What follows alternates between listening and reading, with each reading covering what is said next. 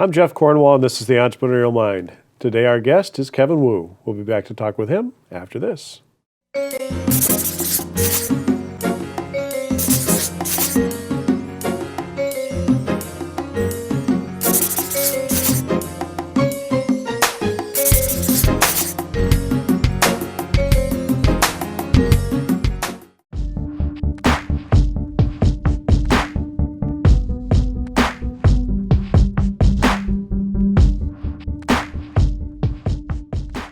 Welcome, Kevin. Thank you. I'm glad to be here. I'm so excited. Thank you for having me here. Glad you're here. So you are trying to get a business started kind of part-time while you're also working full-time and newly married, and you have a lot going on. Yeah, life's not easy. It's not easy. So we'll talk about your business in a second, but how do you balance? How are you finding the time to balance all these things? When I was in school, I worked full-time. I actually went to school full-time and actually worked full-time. I worked 60 hours in the restaurant business, and I also went to school actually Tuesday and Thursdays from 8 a.m. to 6 p.m. Tuesday and Thursdays. And I worked 13-hour shifts those other days at the restaurant. So I really learned to manage my time really well. I guess. Yeah, I didn't have any social life. That's one thing. That's why I wasn't married in school. But it took me a lot of time to figure that out. Like be able to concentrate and focus. Right. Like one thing is, if you lose focus, and that's the point where you kind of you can't really manage your time really well, because when you focus on something, you get it done. You get it done quickly and move on. Right. So after you graduated, you got a job, and talk a little bit about what you do in your job. Okay, so my first job, this is during the little recession we had, and I ended up working for Nationwide. And the reason it wasn't my first job, it wasn't what I wanted to do, but it was something that to get me to start somewhere. And I ended up working as an adjuster. I was calling customers up when they had a claim and talking to them about what happened, and kind of write that down and make decisions on paying the claim or not. And eventually, when the economy got a little bit better, I ended up working for Caterpillar Financial and went into more finance and more financial role, and kind of learning more of international business in a sense, because that was one of my concentrations in school. And eventually I got to the point where, I got a little experience here, but this doesn't seem exactly what I wanted. Today I ended up at Nissan, and this is the job for me because I love automobiles. I guess most guys do love automobiles. They love cars. I love automobiles. It's an international company. I'm learning the systems. I'm learning kind of all around the business. Is like how to make cars, how do we make money, how do we sell these, and it's like all the combination I was looking for. So you've got a new family, you've got a great job. What kind of spurred you to want to start a business then on top of all that? Well, a couple of things. One thing is my family has always been entrepreneurs, like every one of my family members. I don't think it's necessarily they wanted it to be. It's more like they came to the United States. So if I didn't tell you already, my family is from China. Mm-hmm. So they came here, first generation folks. They don't speak a lot of English, just like anybody that immigrated to the United States first time. Don't speak a lot of English, and it's like, what can I do? Nobody's want to hire me because I can't speak well. Right. So you kind of have to figure out what you can do. So they decided to start restaurants. So that's the only thing they can do, because they knew how to cook back home. So they came here and Americans love Chinese food. Exactly. So that's why you see like one every block, just like Starbucks everywhere. Right. So that's what they ended up doing. And that kind of spurred me a little bit. I was like, okay, it's understood. I didn't want to be in the restaurant business because I worked 60 hours a week when I was in college. It's like, this is not where I want to be. And to them, it's not where they want to be either, because they can't spend a lot of time with their families. Because if you guys don't know, restaurants sucks up a lot of your time. It does. And they did it out of because that's the only thing they could have done. So for me, that was one reason, because my family has always been entrepreneurial. They like, this is their business. They run it the way they want, and I like that part. The second part is, I really want to take care of folks, my family members, and also like community. And if you guys didn't know, China is a very impoverished, like there's poverty everywhere. And I've seen a lot of poverty and folks that need help. And I told myself, even to the point where if I work for Nissan, get to the point where I make 6 figures, director level, whatever the case may be, I cannot take care of those folks everywhere else. Right. Because I need to generate enough income that's sustainable, that I can take care of my family here in the inner circle, and the outer circle, the community, and on a larger scale, the world-wise. one thing I learned when I was in college is that I had a calling. So I was talking to myself, like, what's my purpose really? Because I was still debating what to concentrate in, what to do. And at the second year of my college, I figured out what my purpose was. And I knew that I had to take care of folks everywhere were in China, everywhere in the U.S., and everywhere outside of that. I had a calling, and I had a religious faith experience, and that kind of told me, it's like, this is your purpose. Even though you may not see that way, think of it this way. Some folks may be asking a higher power, say, can you send someone to help us, or be able to ask somebody that can assist us with our situation now? I feel like even though we don't see it that way here in the United States, I feel like they're calling for someone to help, and you may be that person to help them. All right, so that's your purpose, and it's a laudable purpose. Mm-hmm. So, what's the business? Tell me what you're doing. Okay, so my business. Okay, so my background is in IT and international business. The business I started is called Phone Trace, and it's phonetrace.org. It's the website. Phone Trace. Trades. Trades. Okay.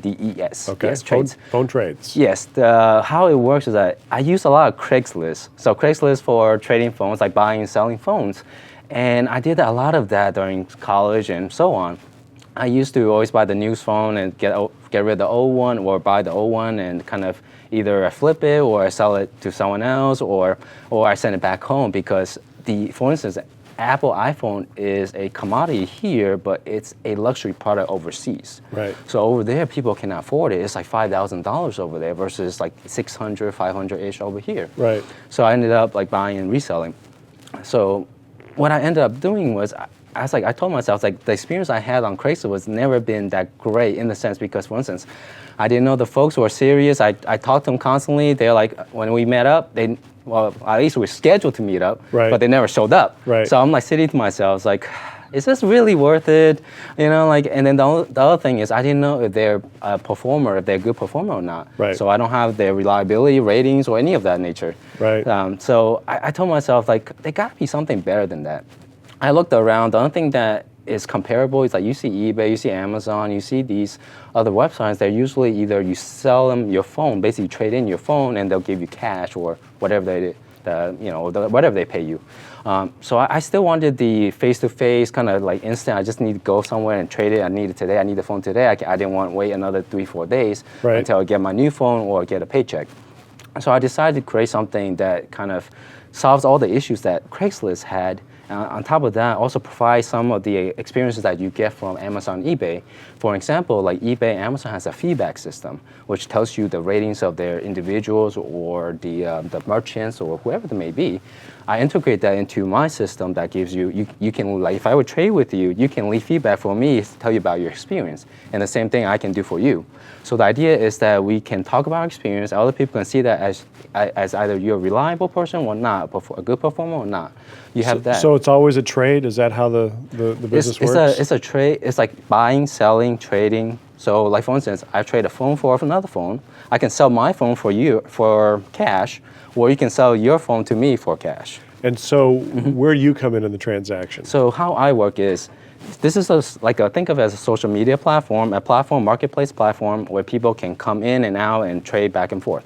So how I work is, I get dealers involved, I get users involved, and they kind of get acquainted. So for an example, I just met with a dealer here on Knowlesville Road in Nashville, Tennessee, and he signed up for the program. There's no charge to anybody. It's free for everybody to use. Just keep in mind, it's like Craigslist, it's free to use. So they sign up. It's another way for them to advertise. Sure. And also another way for them to sell their product, right? And so one thing they agree with us is that when they sign up, they'll give users like an extra accessory. For instance, they give them extra case along with their phone when they purchase a phone from them. So what ends up happening, they create this classified, think of it like an eBay store or their own little sub-page, and this is their inventory that you can purchase, contact them, call them, contact them, email them, and come visit the store and pick it up. Or visit somewhere that is, like somewhere more like in front of maybe a carrier store or something like that, something more reliable, not like in the dark, middle of nowhere, and somebody get robbed kind of thing. Sure. So the idea is that I'll get them connected. It's like matchmaker, get them connected and but if it's free, how do you get paid? Okay. Because you you have these outer circle of people you want to help. Okay. So all this I'm talking about is free. So think of it in app purchase. When you download an app, there's additional features you can get that is paid for. You know how to pay for. Sure. So the couple of premium features, I call them premium features, are like, for instance, it has a notification tool. So let's say, Dr. Cornwall, you're looking for, let's say, iPhone 6s for $400. When you put in the request, when it's available, the system will let you know. To put in the notification is a $1 charge. So when it's available automatically through your phone or email, it'll say, hey, Dr. Cornwall, here's a contact and listing of the request you were looking for. Here's the iPhone 6 and from this person. And you get that notification, and that's how we make money. That's one example. The other example is I call this feature a phone seeker. What it is you have this product for sale. Okay. Let's say now let's do it reverse. You have an iPhone 6 that you want to sell for $400, right? And you want to know who's interested in buying it.